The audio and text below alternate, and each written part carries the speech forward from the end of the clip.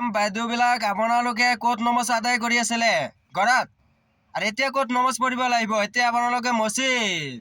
মছজিদত নমাজ আদায় কৰিব লাগিব আৰু যাব লাগিব এই কথা মোৰ নহয় এইটো মুস্তফা কামাল আজাৰী এজন ডাঙৰ পণ্ডিত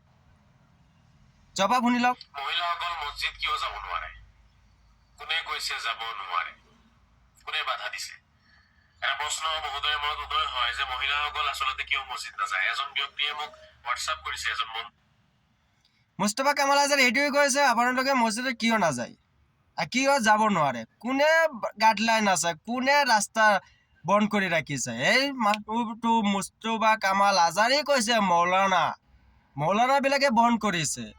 এতিয়া পৰা আপোনালোকে মছজিদত নমাজ আদায় কৰিব আমাৰ লগত মিলি একলগত নমাজ আদায় কৰিম আমাৰ ইছলাম আমলত নাই ভাই আকৌ চাবা মোক কিছুমান বেয়া কমেণ্ট নিদিবা এইটো আমাৰ ইছলাম ধৰ্ম নহয় এইটো মুস্তফা কামাল আজাৰী আমলত আছে মই কৈছোঁ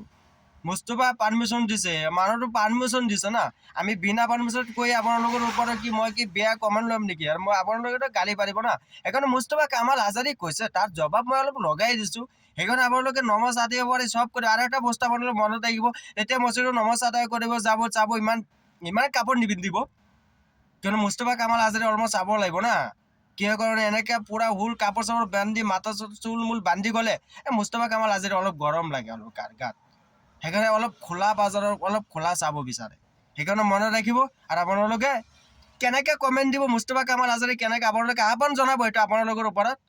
ইমানখিনি মই জৈনদিন আপোনালোকক ধন্যবাদ জনাইছোঁ